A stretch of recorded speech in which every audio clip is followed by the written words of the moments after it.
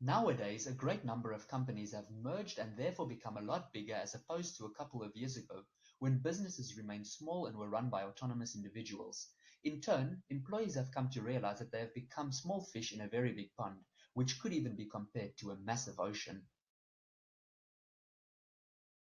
The workflow has dramatically increased, it is pretty obvious to note that conflicts are more likely to occur between work colleagues. These conflicts have a bad influence on the general well-being of an employee as well as the company at large. But did you know that you, as a strong leader of your company, are able to prevent this? Don't be like one of the 35% of leaders who ignores conflict at work.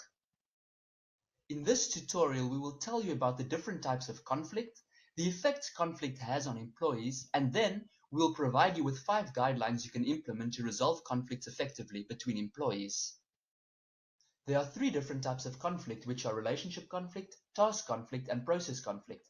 Firstly, we have relationship conflict, which occurs when parties disagree about personal issues that are mostly not work-related, such as simple personality clashes or opposing political views.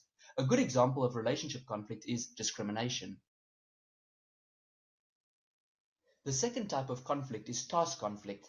This type of conflict occurs when employees disagree about the task being performed. A relatable example of this which springs to mind is an employee who complains to the manager about his or her fellow colleagues who is not giving his or her desired effort. Finally, process conflicts are arguments about logistics and delegation. Let's take a look at the negative consequences of a conflict.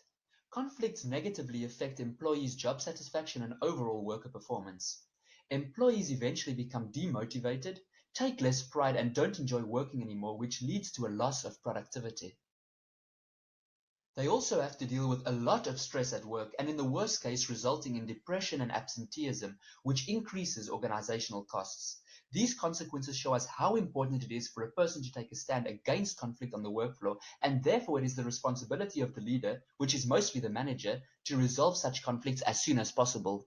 So what is the best way for managers to deal with conflicts? To be honest, there is no general rule of thumb. In fact, different types of conflict resolution vary from situation to situation.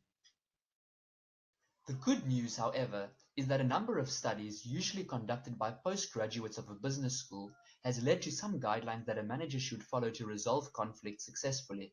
The 5 guidelines, in no specific order, are as follows. Start off by trying to prevent conflicts. We all know the saying prevention is better than cure. Therefore, conflict prevention is much easier and more desirable than having to manage the conflict itself. Secondly, avoid taking sides. The truth is that you may align yourself with one party more than the other.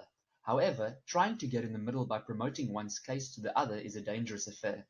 This may be interpreted as favoritism by other employees and have an adverse effect on your reputation and credibility as a leader.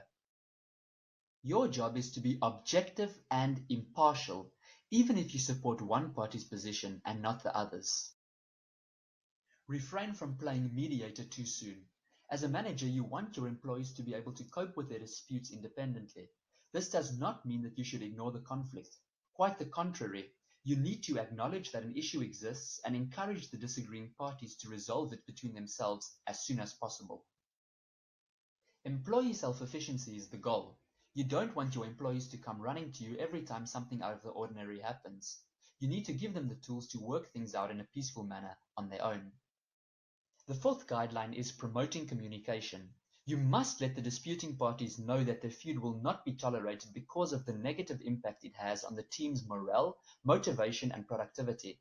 With that message, pay for and send them to have a lunch or go for coffee together and thus give them the opportunity to find a resolution to their problem. Encourage them to get out of the office and talk about their difficulties on a neutral ground. Last, but certainly not least, is to model collaborative behavior. As a manager, you need to promote an environment of professionalism, civility, and respect among the employees, no matter what the issue is or its emotional intensity. Inappropriate behavior should not only be discouraged but penalized in order to prevent it from happening again in the future. So if you keep these 5 guidelines in mind, you will easily resolve or even avoid conflicts between your employees. And like Wayne Dyer said, conflict cannot survive without your participation.